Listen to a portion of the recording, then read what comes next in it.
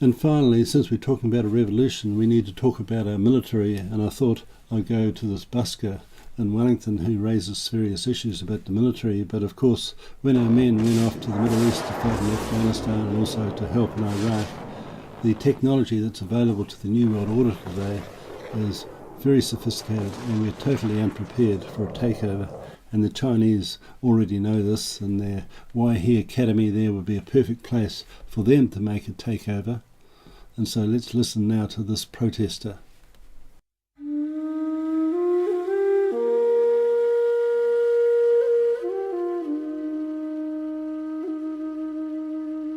I call myself the political busker, and I'm here on the corner of Manor Street and Victoria Street and doing a survey with the people, which is what I do.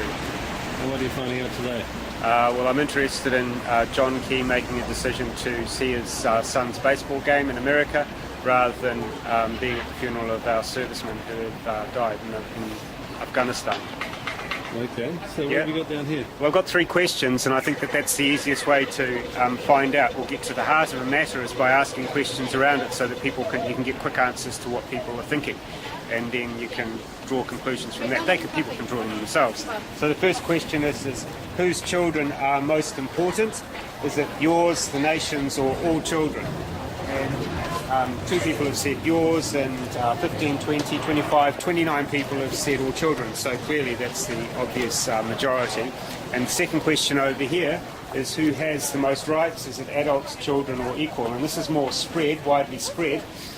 And I'll say I've got a letter from the Human Rights Commission to yesterday, which is saying that basically children have the same rights as adults, which I contest, but that's the vote there. And the third question is, what do we fight for? And the question is power, money, or family. And this is very interesting, really, because there's quite a few people who are saying family. So John Key's made the decision to go overseas, and it's interesting what he's saying politically is family is more important than power or money, which I don't think that he's saying that at all. I think it's absolutely unlikely. So if we look at what the situation, what the issues are for John Key, is that his son, I believe, is educated overseas. So it's not as if he's got a loyalty to the education system in New Zealand. His son's being educated overseas. He's also involved in selling half of our power to private interests. So again, his focus or interest in New Zealand, the integrity of New Zealand and its fighting in the war, well, what's he interested in? Well, it's clearly money.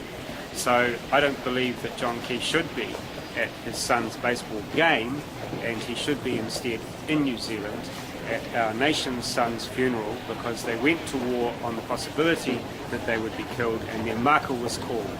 And our nation needs our sons to be absolutely respected and celebrated for the sacrifice that they made, and I'm not much interested in John Key's sons going to baseball.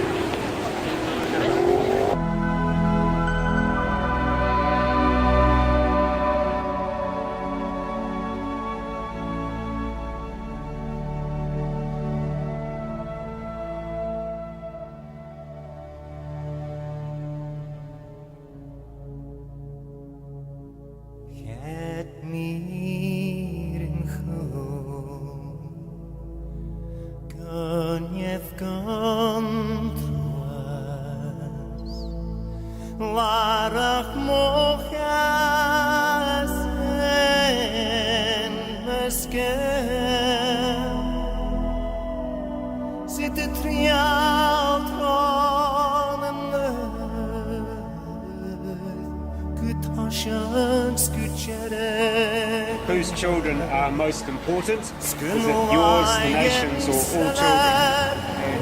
And 2 people have said yours, and 15, 20, 25, 29 people have said all children. So clearly that's the obvious majority. And the second question over here is who has the most rights? Is it adults, children, or equal? And this is more widely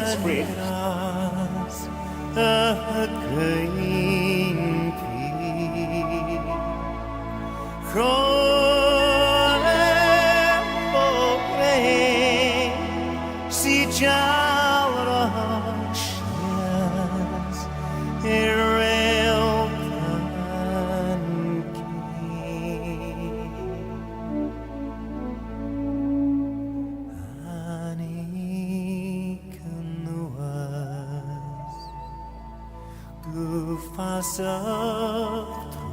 What do we fight for? And the question is power, money or family. And this is very interesting really because there's quite a few people who are saying family.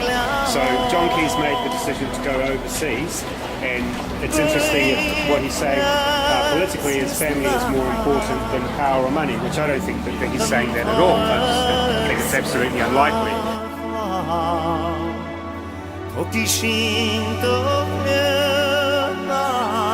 Think of the anguish and the grief that comes from losing mates in arms.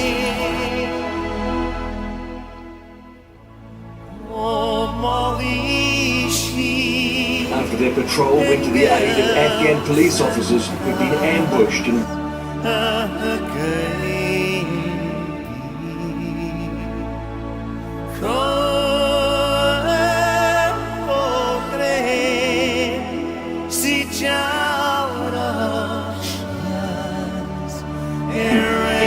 as a straight shooter who never got too serious about the petty or the unimportant. He was hard-nosed, blunt at times, tough as guts, and possessed a notorious wit, all attributes that in the eyes of other soldiers made him a pillar of morale.